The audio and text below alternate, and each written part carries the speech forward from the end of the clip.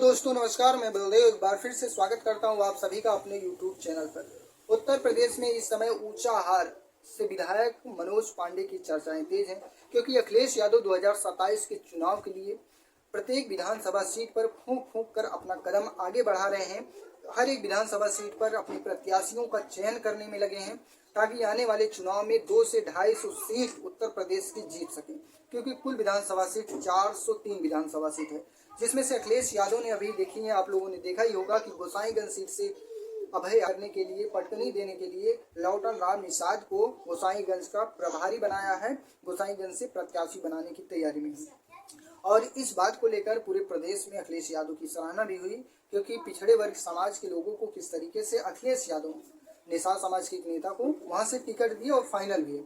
वहीं पे ऊंचाहार सीट एक ऐसी सीट है जहां से स्वामी प्रसाद मौर्य की राजनीतिक कैरियर की शुरुआत हुई।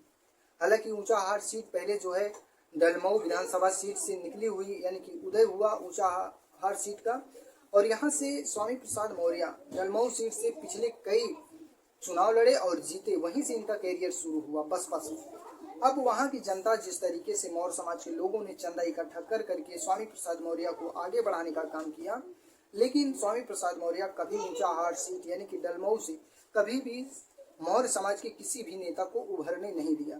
यहाँ तक कि स्वामी प्रसाद मौर्य 2022 के चुनाव में अपने बेटे को बसपा से चुनाव लड़ाए, 2 बार लगातार चुनाव लड़ाए अशोक कुमार मौर्य को, लेकिन वो लगातार हार गए, क्योंकि वहाँ की जनता ये समझ गई कि जब तक खुद विधायक थे, मंत्री बने, कैबिनेट मंत्री बने, अब जो पद से वो हट गए, वहाँ की जनता नकार दी है, तो अपने बेटे को की राजनीति को वहाँ चमकाने के लिए, उसे विधायक बनाने के लिए लगातार कोशिश कर रहे हैं। अब वहीं पे बताया जा रहा है कि मनोज पांडे जो ऊंचाहार के विधायक हैं, समाजवादी पार्टी के बागी विधायक हैं, उनको जो है हराने के लिए, उनको पटकनी देने के लिए अखिलेश यादव ने Akash Maurya high court supreme court के वकील हैं, इनको जो है 2027 के चुनाव में प्रत्याशी बनाने की तैयारी में है। और BN मौर्य के परिवार से आते हैं। BN मौर्य का परिवार वहां से कई बार से लगातार ब्लॉक प्रमुख बनता आ रहा है, तो ब्लॉक प्रमुख बनता आ रहा है तो क्षेत्रीय रसूख उनका अच्छा ही होगा। और इस दौरान अखिलेश यादव मौर्य समाज के एक नेता को वहां से उभारने की कोशिश कर रहे हैं। अब स्वामी प्रसाद मौर्य 2022 के चुनाव में हाजिर नगर से चुनाव लड़ते हैं, वहां से हार जाते हैं। अखिलेश यादव उनका सम्मान आगे बढ़ाने के लिए, उनकी राजनीति को आगे चलाने के लिए उनको विधान परिषद भेजते हैं, MLC का चुनाव लड़ाते हैं, MLC उनको बनाते हैं। वहीं पे अखिलेश यादव से बगावत करके फिर स्वामी प्रसाद मौर्य अलग हो जाते हैं, विधान परिषद से इस्तीफा भी दे देते हैं। फिर जो है स्वामी प्रसाद मौर्य जो है, अब इस समय पता चल रहा है कि स्वामी प्रसाद मौर्य फाजिल नगर से चुनाव लड़ सकते हैं या पडरौना विधानसभा सीट से, क्योंकि 2022 के पहले स्वामी प्रसाद मौर्य 2017 में पडरौना से विधायक थे, जब वो बीजेपी के साथ कैबिनेट मंत्री में थे।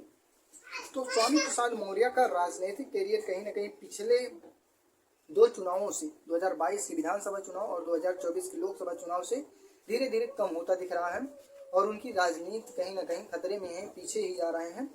अब स्वामी प्रसाद मौर्य का जो है राजनीति तो खत्म हो गया है, लेकिन वहीं पे मनोज पांडे की राजनीति को भी अखिलेश यादव खत्म करने की पूरी तरीके से कोशिश में है। इसीलिए वहां से आकाश मौर्य को टिकट देंगे 2027 के चुनाव में, जो तैयारियां चल रही हैं।